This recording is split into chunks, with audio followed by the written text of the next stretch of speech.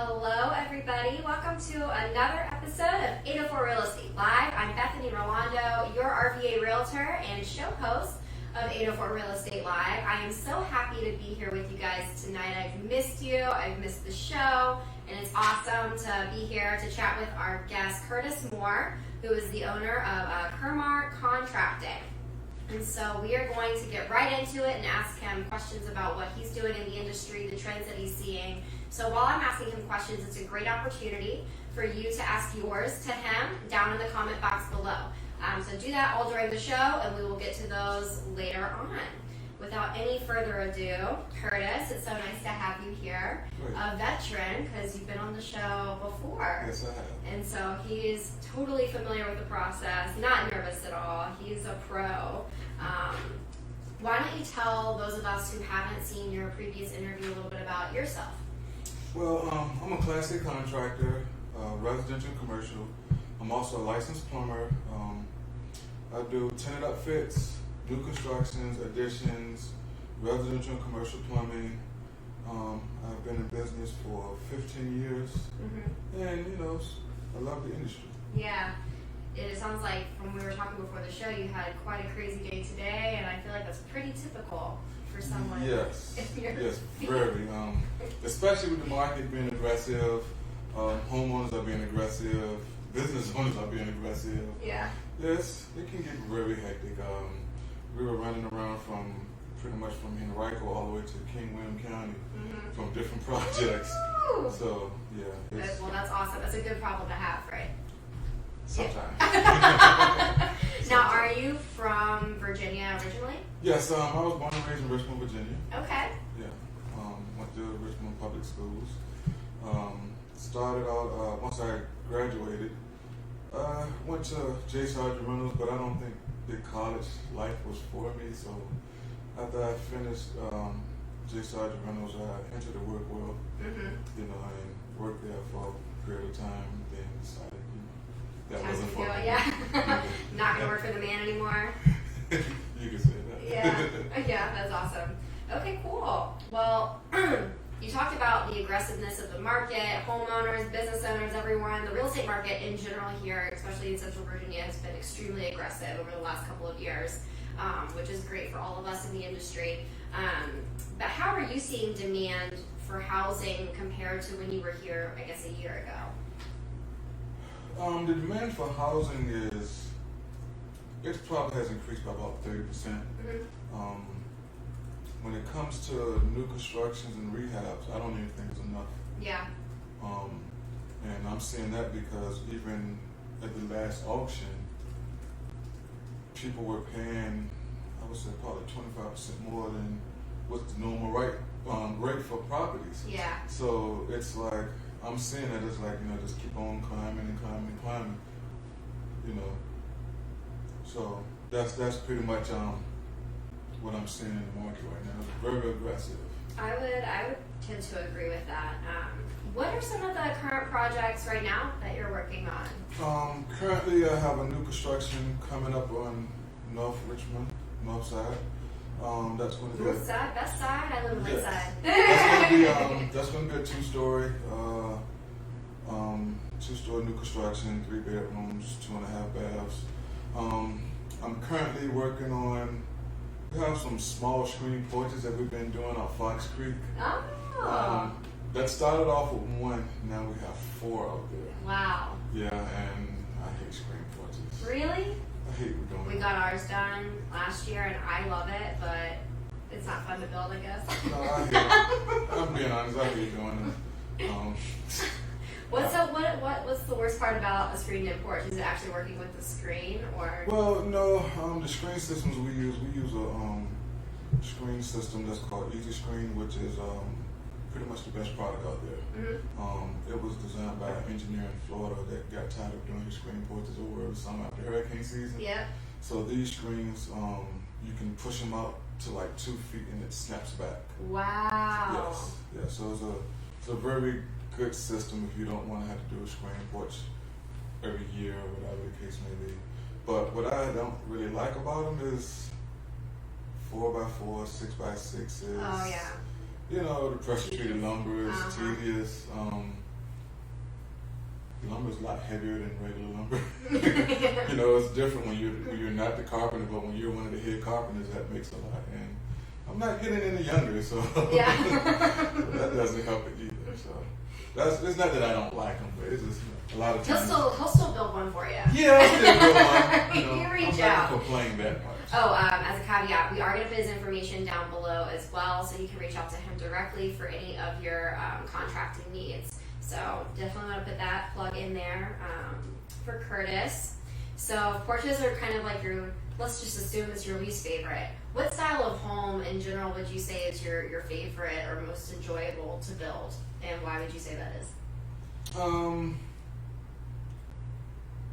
I'm really having a newfound love for craftsman architecture. Really? Yeah.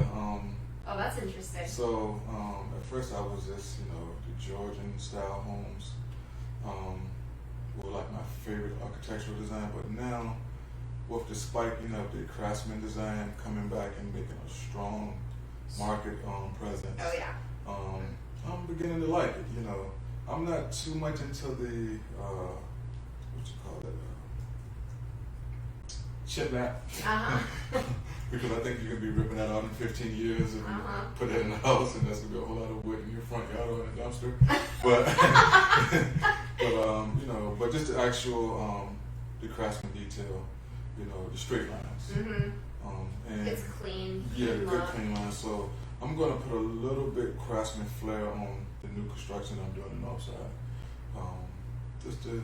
Ooh, I want to go see it when you finish with it. When do you think you'll be finished with it? We should be breaking ground next week. Awesome. So hopefully, if the weather permits, they could be on the market by, I said, the fourth quarter Okay, cool. of this year. Awesome. So be on the lookout for that. Heard it here first. Yep. Do you prefer building brand new homes from scratch, rehabbing older homes, or do you have a preference on that? Is one easier than the other, in your opinion?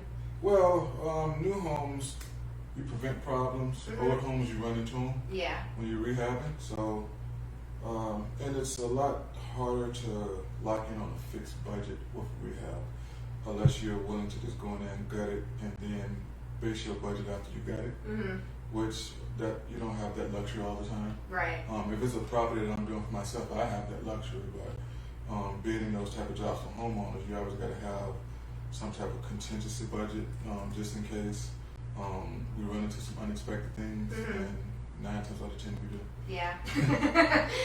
So, we all do. Real estate, that's just. So I would prefer the new homes because it's just a much smoother process, because each stage once each stage is done and done correctly, the next stage can be done without no backlash from the prior stage. Right. And it's double the work when there's an old home, because you have to take it apart then put it back together.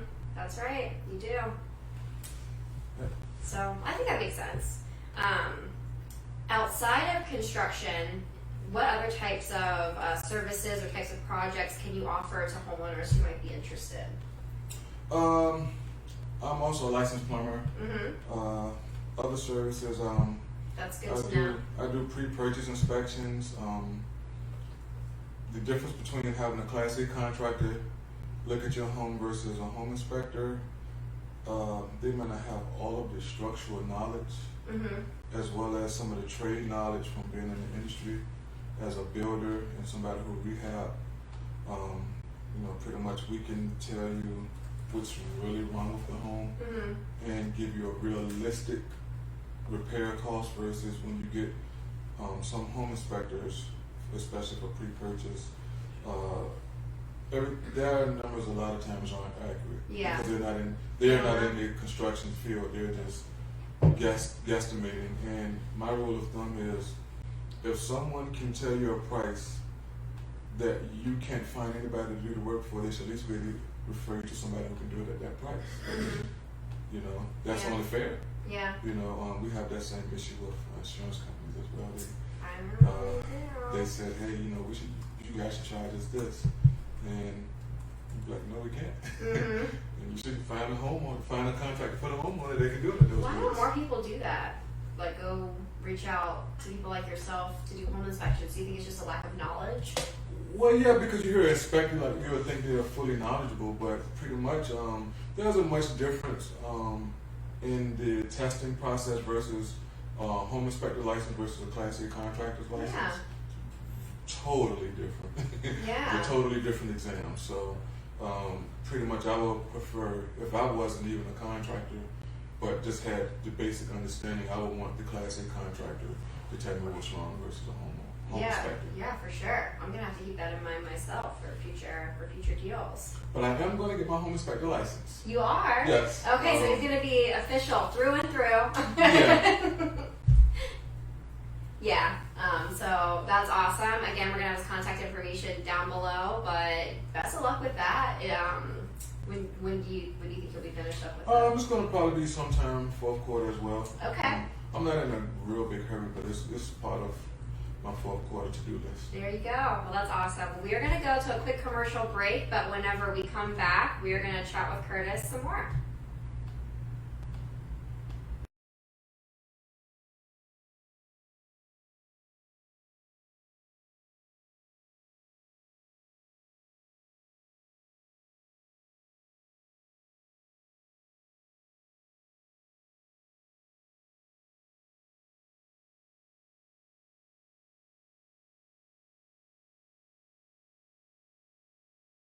I'm Bethany Rolando, your RVA Realtor. Check out our show 804 Real Estate Live every Monday night on Facebook Live at 7 and every Wednesday morning at 5 a.m. right here on the CW Richmond.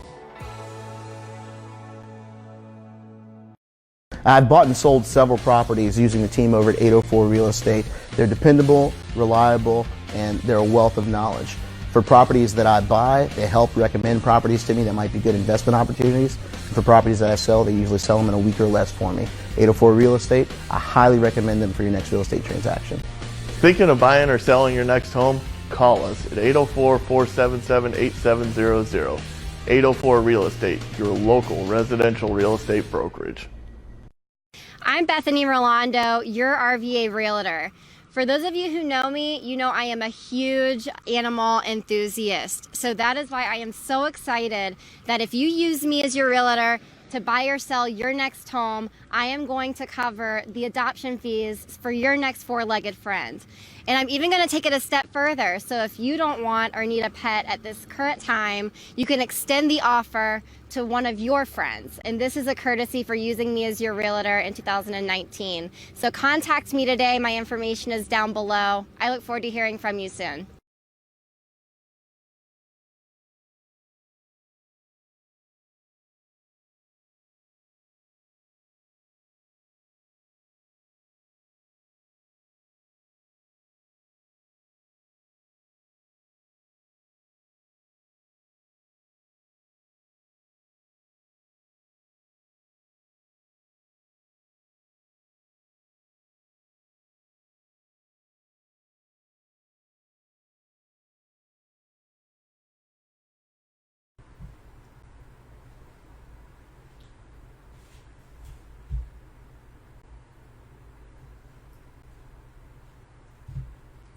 And we are back. Welcome, 804 Real Estate Live. We are here chatting with Curtis Moore of Curmar Contracting about the importance of working with a licensed contractor. My next question.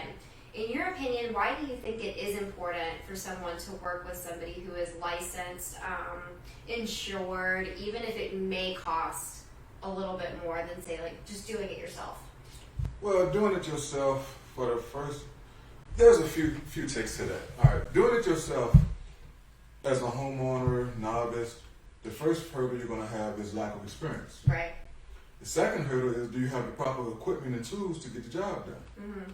So by the time you learn from your mistakes, rent or purchase a material and tools, waste materials, burn up cheap tools, you probably should have just called the guy and just watched him do it, made sure they was licensed and insured, checked out references, and you can sleep at night versus knowing that you put that addition on your house correctly. Yeah, seriously. And if it's stages that require inspections, once those inspectors realize you don't have a clue what's going on, it's like blood in the water with sharks. They're going to pick it apart. Mm-hmm. I think that's a good point, and especially just the hassle of having to pull permits and making sure everything's registered correctly. That's also another, I think, annoyance that you shouldn't. You already know what to do. Yes. I'll give you an example. My last addition I did, we added 900 square feet to the home, and the client, her son is in a wheelchair, so the addition had to be completely handicap accessible. We did a handicap bathroom, handicap ramp, gave him a separate entrance and exit to the home, and made it very convenient for him to maneuver through the kitchen, around the center island, without terrorizing the new custom cabinets. Yeah. But when I was doing my consultation with them, I told them, if a contractor comes through here and tell you to pull your own permits, run. Yeah. Because that means he's not qualified to do the job. Yeah. And, in construction, I tell all clients and potential clients, there's 3 common keys to construction. There's price, quality, and time frame. Mm-hmm. You're going to only get 2 out of 3. Mm-hmm. So pick the 2 that you want. Do you want quality, time frame? You're not going to get the price. Right. If you want time frame and quality, that's how it works. It's just 2 out of 3. Yeah. 2 out of the 3. So just pick the best 2 that you want and live with it. Because if time frame is an issue, then you got to deal with a contractor that can bring in more manpower. Well, skilled manpower costs money. Right. So it's going to be more. Yeah. Would that impact quality, do you think? They just try to find somebody to hustle and hurry up and then, or no? Well, if that person, if you're getting a contractor that doesn't really have the manpower but still can give you the quality, then you're going to lose time. He's going to take longer to do the job. Right. So let's say he has a 3-man crew, but to get the time frame it need to be an 8-man crew. Right. Well, there's a big difference if you got skilled guys on that house every day, and you need additional 5 men. Mm-hmm. And I tell people this: long gone are the days of the 60s, 70s, and 80s, where 2 trucks pull up and 5 guys jump out the truck and know everything. Right. Because when you look at it from this standpoint, to even become a master in the trades, like even for my plumbing, you have to have 5 years experience, 2 years of school, either 10 years experience in the field. Yeah. Well, that's either 5 years in the field consistently plus 2 years. So the fastest you can become a master plumber is 7 years. Uh-huh. So if somebody knows plumbing, electrical, HVAC, a carpenter, they're gonna be 60 years old. Yeah. So they're not gonna be fast either. Yeah. So you're not gonna people say, well, don't you got guys who know everything? No, you don't. If a guy says he knows everything, he is lying. Yeah, you should come from that too. It sounds You should like. definitely run. Even as a general contractor myself, I know the process to everything. Right. But I can't do it as fast as a guy who's strictly dedicated to that particular trade or skill daily. Like, although I don't have a master electrician license, I can walk in. I've built almost 40 homes, so I can walk in a house and tell you if your electrician is going to pass your inspection or not. Right. Same thing with your heating and air, and me being a master carpenter as well as a master plumber. So I know those are my strong suits, so I can pinpoint bad framing and bad plumbing a mile away. I'm a big fan of comparative advantage. I think that people need to figure out what it is they're passionate about, what it is they can be good at, and then just become the best in that field. And I think that that's exactly what you're talking about. Yes. Yep. I'd rather be a master of few than a jack of all. Exactly right. Because that way, whenever people hire you, they know exactly, okay, he's the best at this and this, and pretty good at this, and could probably refer me to somebody about this. Mm-hmm. And so I think that you're totally, I agree 100%. So yeah, I'm going to switch it up a little bit. Mm-hmm. You mentioned earlier about how you worked in the corporate world before you realized that wasn't the life for you. What did you do whenever you after you finished school, and I'm actually curious about what it was that kind of motivated you to just take that step. Were you scared to do it? And so what did you do before you got into this? Well, I was a supervisor at Certainty Window Products. We made replacement windows, new construction windows, patio doors. So still in the industry. It was sort of in the industry. One of the main things that made me realize I wanted to get in the industry when I started looking at some of those window orders. We had a builder from North Carolina that used to always order some of the hugest windows, and he purchased a window order, and we had to redo some glass on it. And I looked at the window order and I saw the actual invoice on it. I said, okay, I don't need to make windows. He's making more money selling those windows and marking them up and putting them in that large home. Yeah. I said, I'm in the wrong field. Uh-huh. So not only that, it was a couple of things dealing with corporate America that I just didn't agree upon either. The thing about corporate America, it's good if you just don't want the pressure of being in control of your own destiny. But I tell people this, when you it's two types of people. There are dreamers and dream supporters. Pick your road. Mm-hmm. You know, even when I decided to leave corporate America, I had upper management tell me, hey, 50% of the businesses fail in the first 5 years. I said, yeah, I'm not doubting it. But the next 50% to make it, you work for them. Mm-hmm. That's So right. either you're gonna be the dreamer or the dream supporter. So pick your road. So, but being your own boss isn't for everybody because there's a lot of strain, stress, and there's a lot of pressure. Was it scary for you in terms of your own mindset and where you were when you decided to make that leap? Were you scared at all, or were you just like, I'm just gonna do it? No, I wasn't scared because it was well calculated. Okay. No, I didn't. That's how I am. I didn't wake up and say, "Yeah, I'm gonna quit my job." And, Screw not worry this. about my bills. No, actually, to give a quick scenario, a synopsis on what I did was pretty much once I finished. Sorry about that.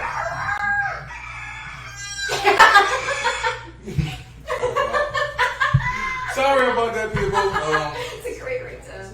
It's not your wife calling. It's not No, your no.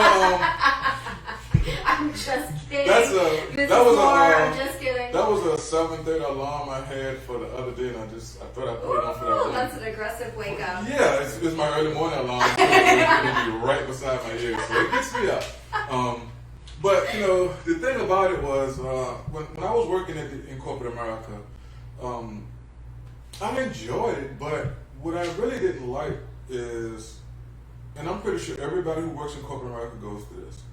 At some point, you will be the scapegoat for upper management.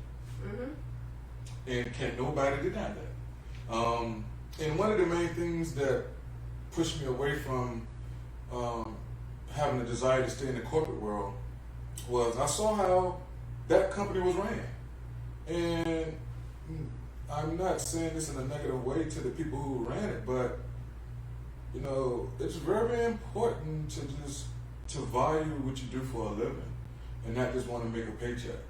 Yeah. Or get your salary or whatever the case may be. Pretty much some of the management destroyed that marketplace of that company, and that company actually went out of business. Wow. Yeah, but the thing that really pushed me out the door was when I was giving it 100%. I was giving anything I do, I'm gonna give it 100%. If I'm not gonna give it 100%, I'm not gonna do it. That's one thing, and if I don't know what I'm doing, I'm not gonna try to do it either. So, but we had a major layoff, and they were still requiring me for the same quotas and productivity. I couldn't give them that, and I was told if you can't hit these numbers, we're gonna explore other options. Well, I'm like, okay, well, I got options too. Yeah. And pretty much I left out there on a Friday. I was told don't burn the bridge. I didn't give a 2 weeks notice. I was told don't burn the bridge because I won't be able to come back. But the thing was, two things I had in place.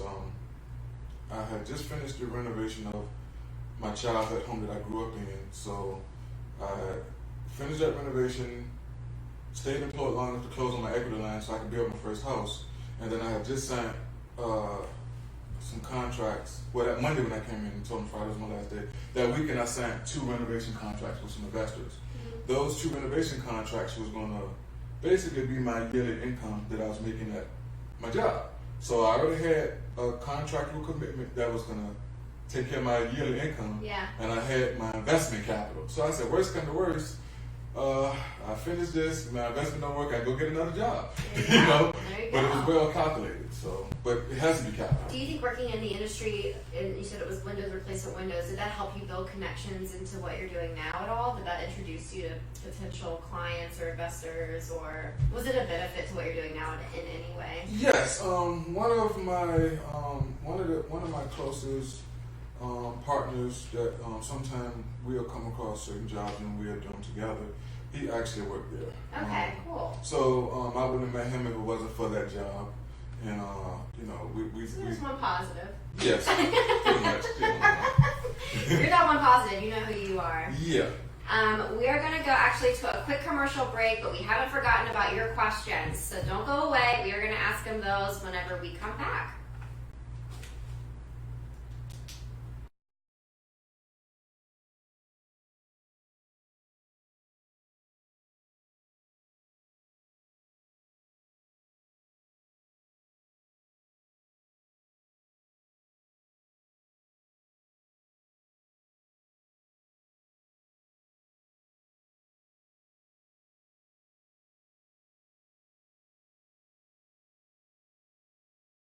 I'm Bethany Rolando, your RVA Realtor. Check out our show 804 Real Estate Live every Monday night on Facebook Live at 7 and every Wednesday morning at 5 a.m. right here on the CW Richmond.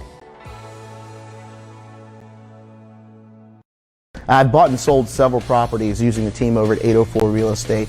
They're dependable, reliable, and they're a wealth of knowledge. For properties that I buy, they help recommend properties to me that might be good investment opportunities. For properties that I sell, they usually sell them in a week or less for me.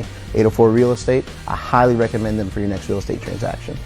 Thinking of buying or selling your next home? Call us at 804-477-8700. 804 Real Estate, your local residential real estate brokerage. I'm Bethany Rolando, your RVA Realtor.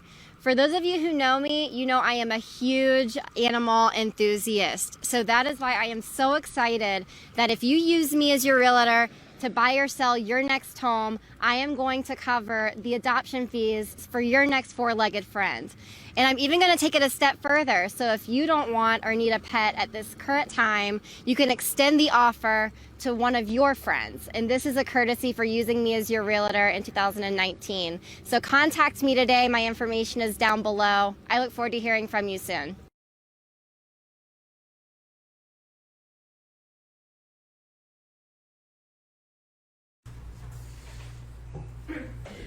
Curtis, thank you so much for being on the show. Appreciate it. So happy to have you. And until next time, take care of yourselves and each other.